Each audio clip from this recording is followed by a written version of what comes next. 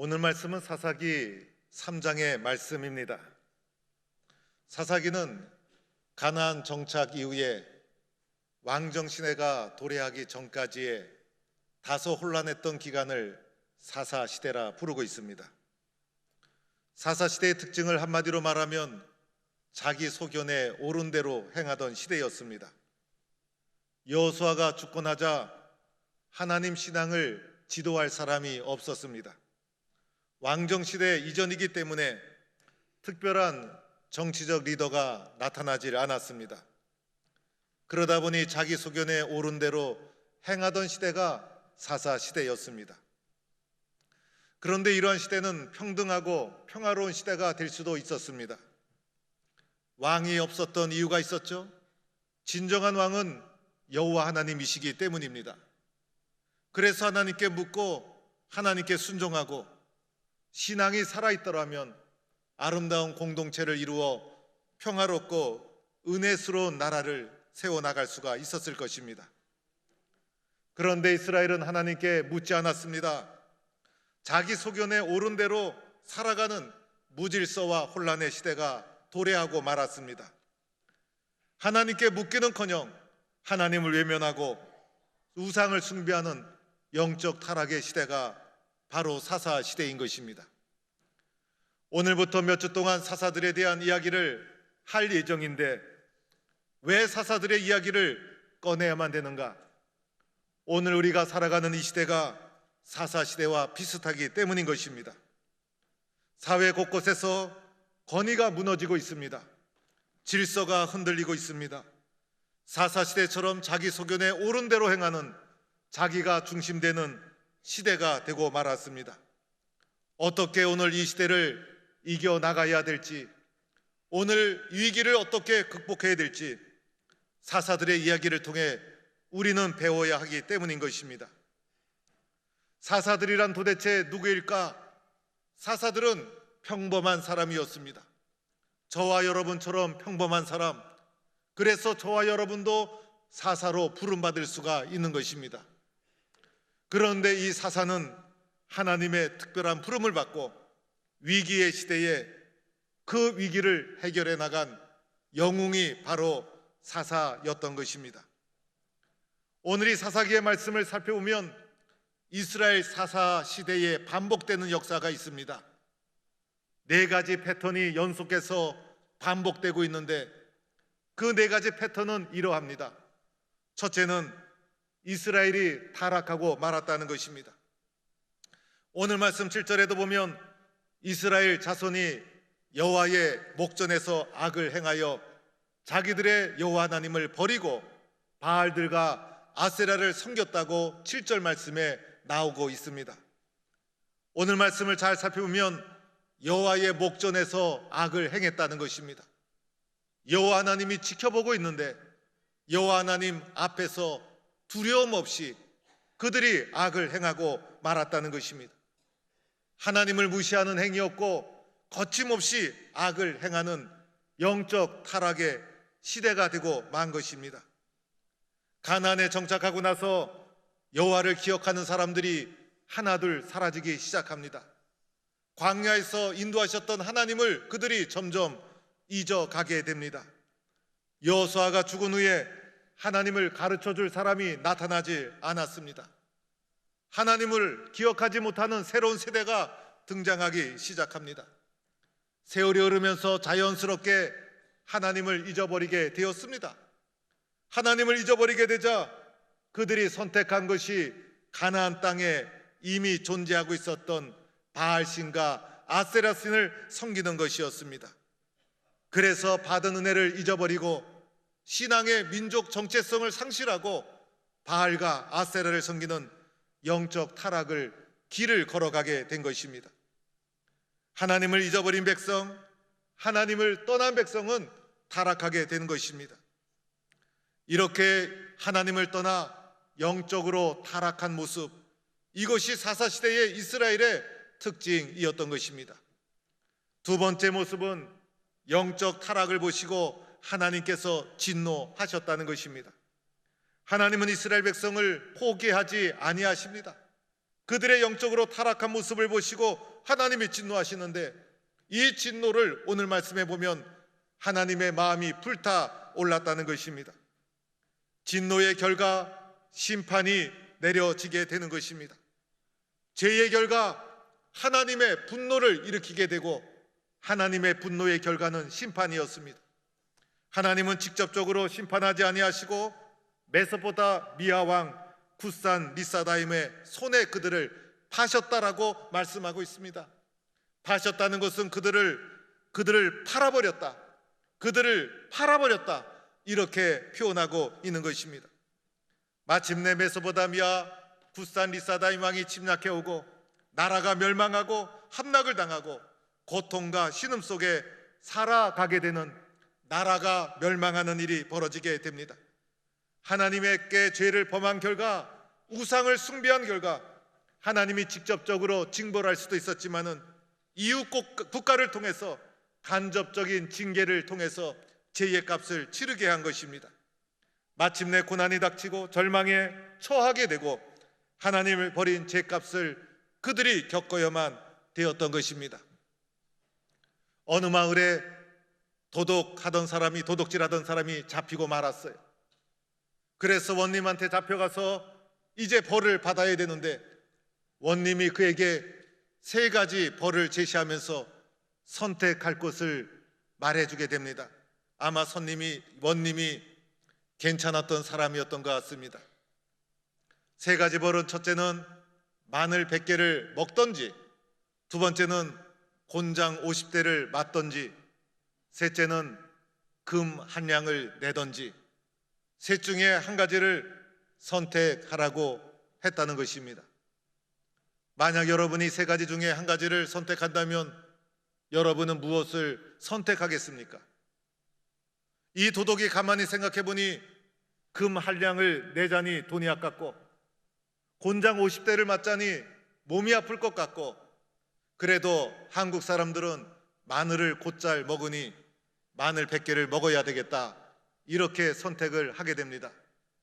아마 저 같아도 마늘 100개를 먹는다고 선택을 하지 않았을까요?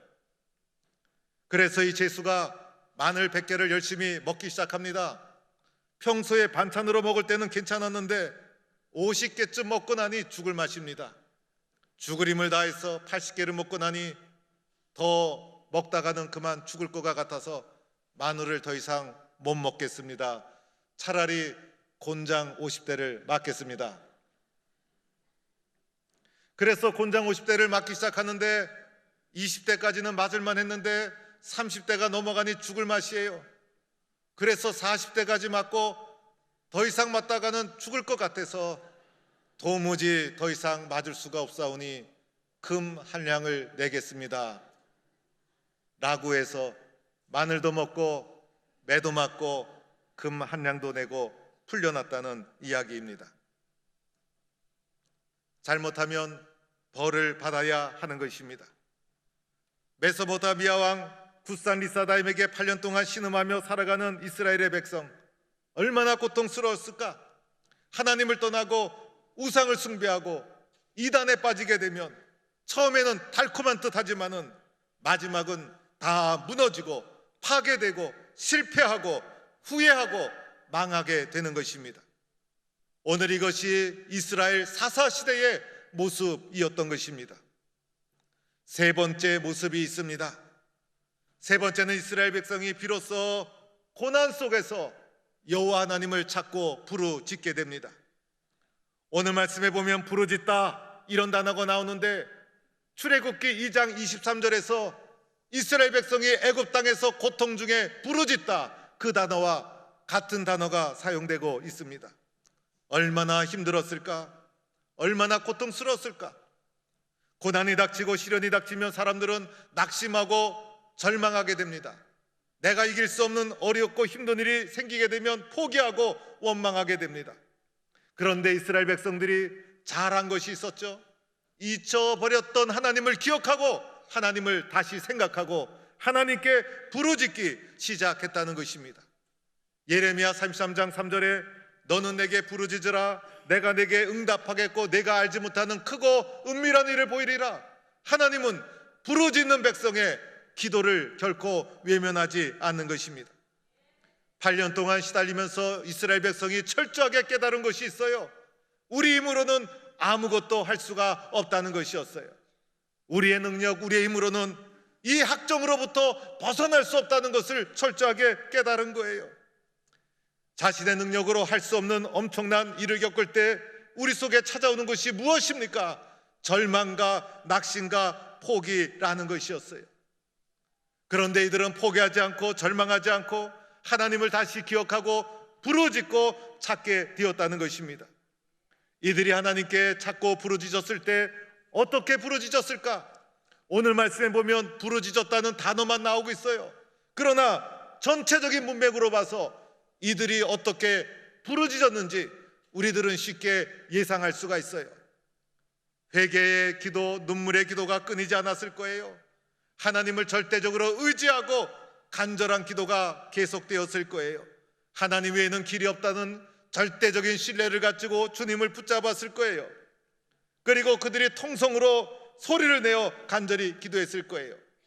한두 사람의 기도가 아니라 민족 구성원 전체가 하나님 앞에 엎드려서 기도하고 기도의 물결이 온 나라를 덮었을 거예요.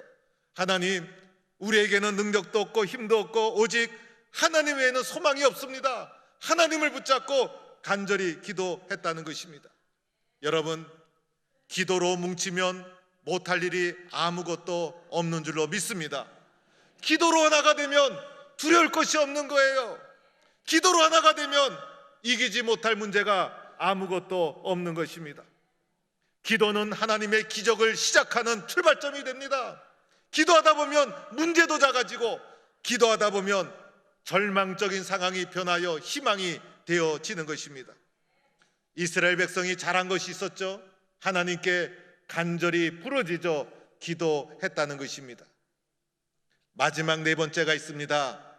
기도하자 하나님의 응답이 이루어지게 되었다는 것입니다. 그래서 사사시대는 반복되는 패턴이 있어요. 이스라엘의 타락, 그 결과로 인하여 고통, 그리고 하나님께 고통 중에 부르짖었더니 하나님께서 응답해 주셨다. 우리의 삶의 모습과도 비슷합니다. 이렇게 네 가지가 사사시대에 반복해서 등장하는 모습인 것입니다. 그런데 하나님께서 응답해 주시되 어떻게 응답해 주셨을까? 하나님께서 직접적으로 개입하셔서 응답해 주실 수도 있지만은 하나님의 응답의 방법은 한 구원자를 세워서 한 구원자를 통해서 오늘의 문제를 해결해 나가기 시작합니다. 하나님의 선택을 받고 구원자로 부름을 받은 자가 바로 사사였던 것입니다.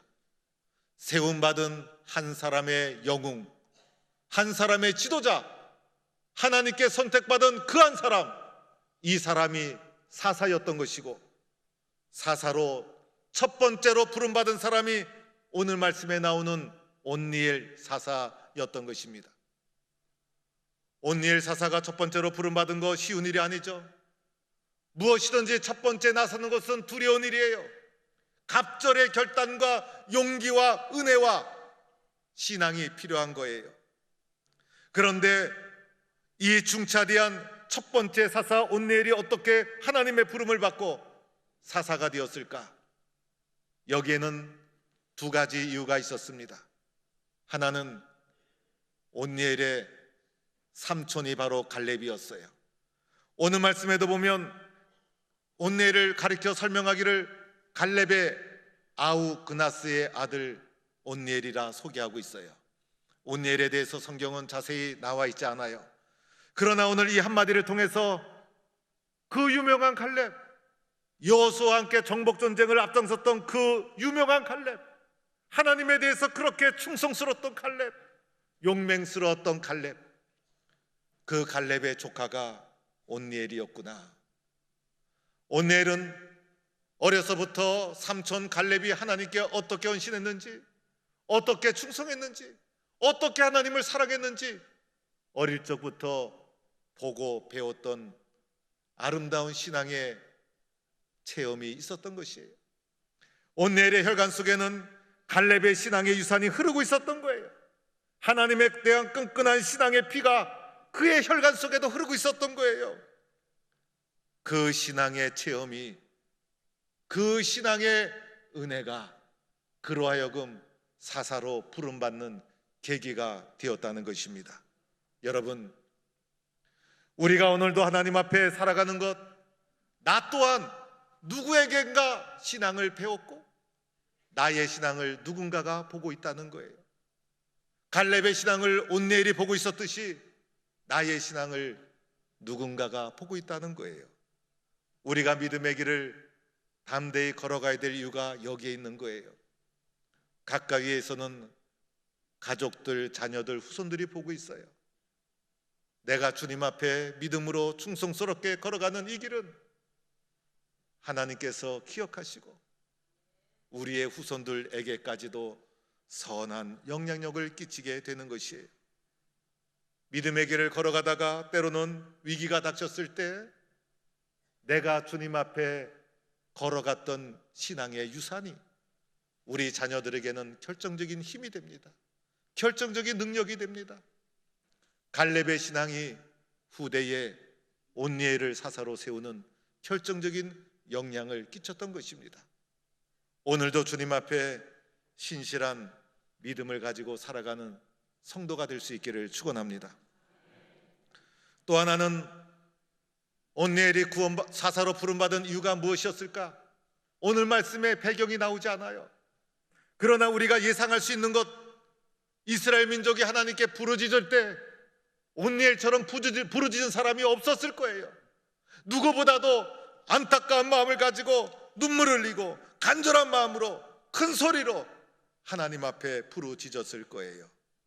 민족의 현실을 보면서 너무나 안타까워서 하나님께만 소망을 두고 누구보다도 간절하게 절실하게 부르짖었던 온니엘. 그래서 그가 하나님의 부름을 받고 사사가 되었던 것입니다.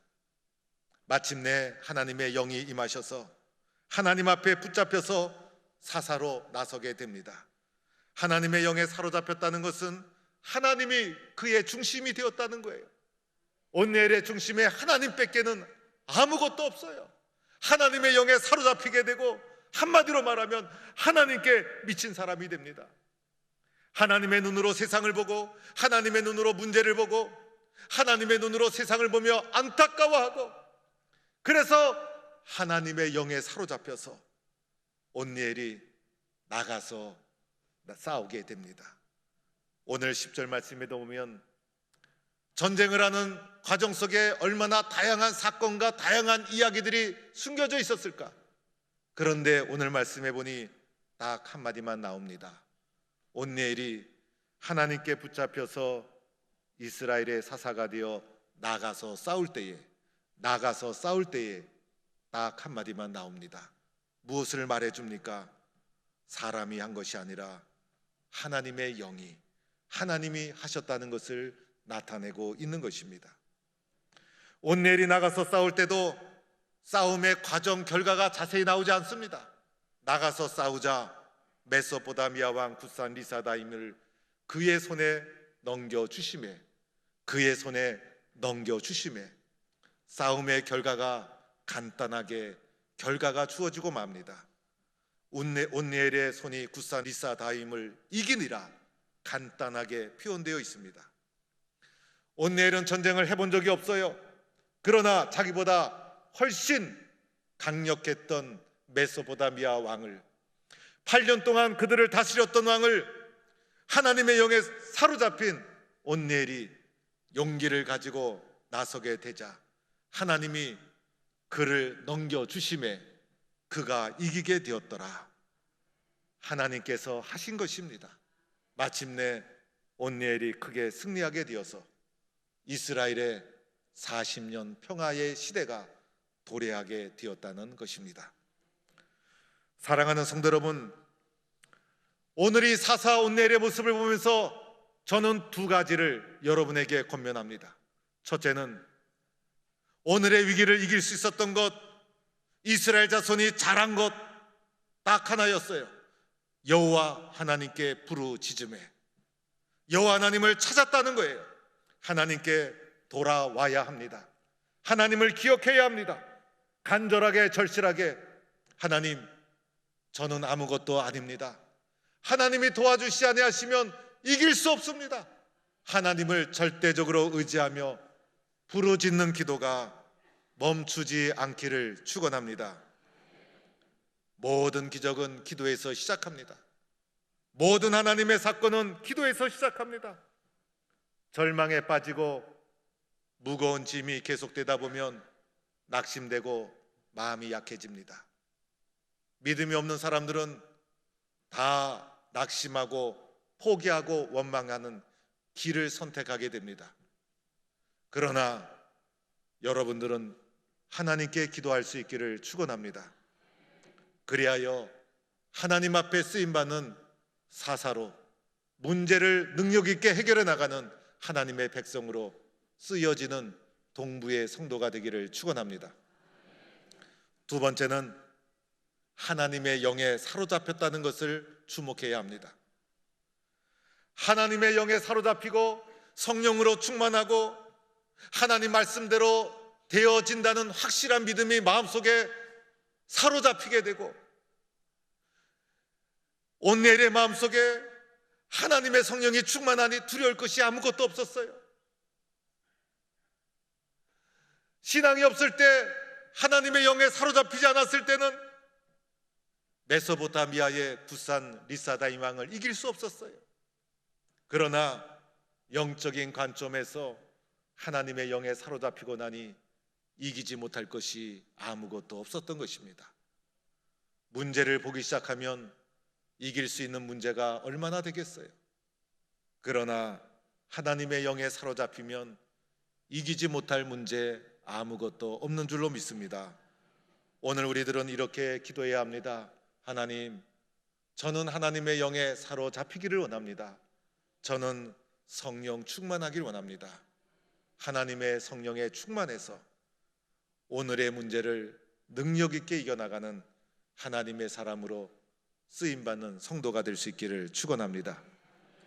사랑하는 성도 여러분, 오늘 이 시대는 혼란의 시대입니다. 하나님은 하나님께 부르짖는 그 사람을 찾고 계십니다.